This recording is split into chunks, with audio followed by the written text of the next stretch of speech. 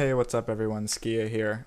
Just wanted to chat a little bit about the new changes on the SWTOR PTS public test server for patch 2.4 and what that brings, including ranked arenas and solo and group queue ranked arenas. So I downloaded the PTS the other day in preparation because I knew I'd want to try this, and it's really quite awesome.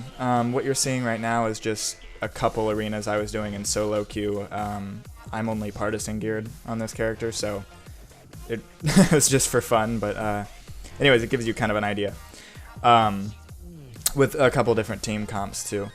But anyways, just my thoughts. My initial thoughts are this is really cool, and I think it's going to take off quite a bit, especially for serious PvPers, because it gives a much needed challenge, or new challenge to the game that 8v8 arenas did not bring, because one, it was just like regular war zones. You know, there wasn't a whole lot to it. I mean, the meta changed a little bit, but this brings a new aspect, and it is much more difficult. There's a lot of changes as far as meta goes, I believe, like team comp and what classes are going to be effective and all of that, because this brings a new aspect and a new style of gameplay.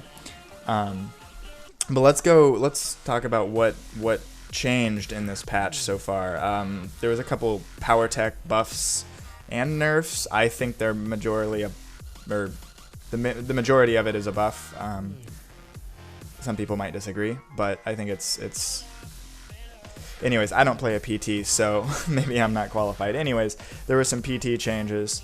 They removed 8v8 war zones, or ranked war zones, so that is no longer in the game because they didn't really support that very well. Not many people played it, was their reasoning, which I think is justified, and ranked arenas are going to take over that. So the queue changed as well. Regular war zones, the non-ranked arenas will now be part of the regular war zone queue.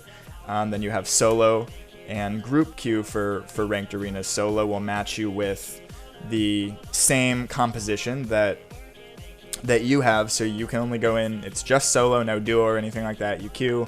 If you have a DPS spec, you are marked as DPS, healer, yada yada yada, and then it will match you with an appropriate team. So if you have 3 DPS and a healer, it matches you with 3 DPS and a healer. So there's a lot less, you know, you don't queue and you don't get a tank, healer, and 2 DPS against 4 DPS, and then you lose instantly. So that doesn't happen, but ranked queue is up in the air. You can queue with whatever composition you feel is best. And on that note, I think tank, healer, DPS is obviously the way to go. I don't think that's changed. And I still think Juggernaut Operative or Juggernaut Sorcerer is going to be the best tank healer combination. But that remains to be seen if that changes with future balance changes. PT tanks are doing really well now, I believe. A lot of people want those, which is really cool because that hasn't happened in a while. And then as far as DPS goes,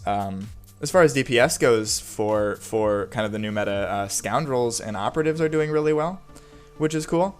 Their initial burst and control is actually really good in arenas, since it's a smaller environment.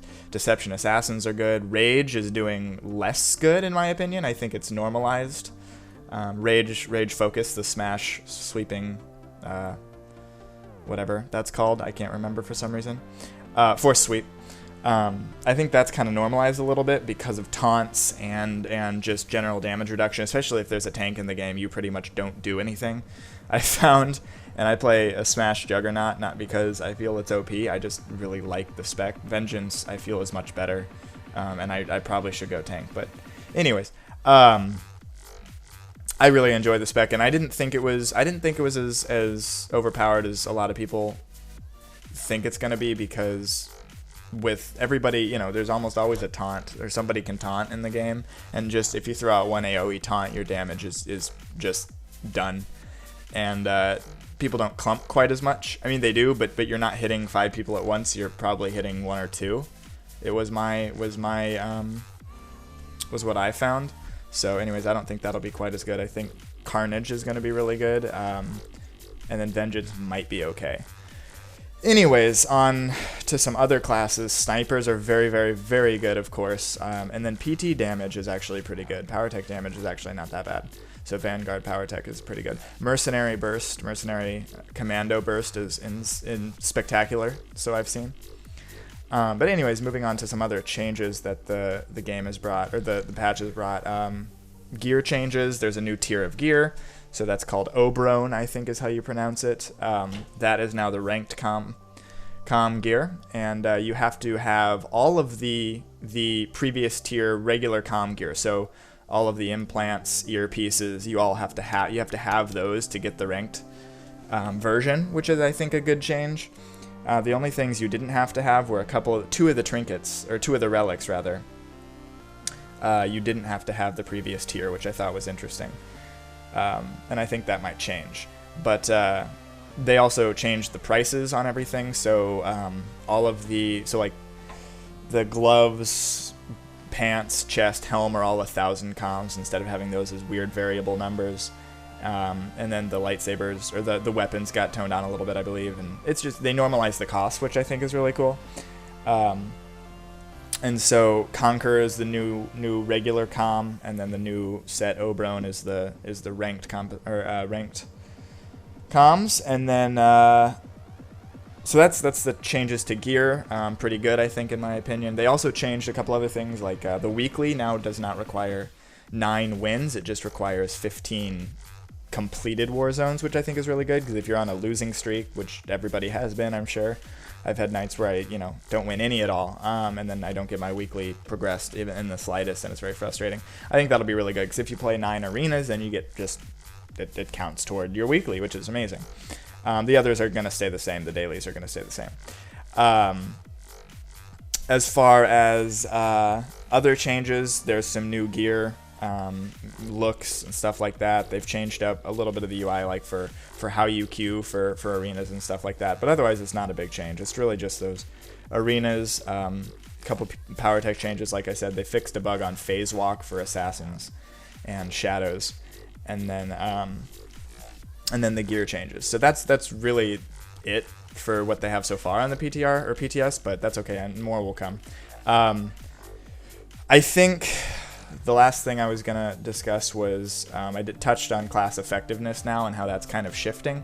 I think the meta will be one Jug or Guardian tank. As it stands right now, I think for ranked you'll have like one Guardian, Juggernaut tank, Scoundrel Operative Healer, or Sorcerer I think would be fine.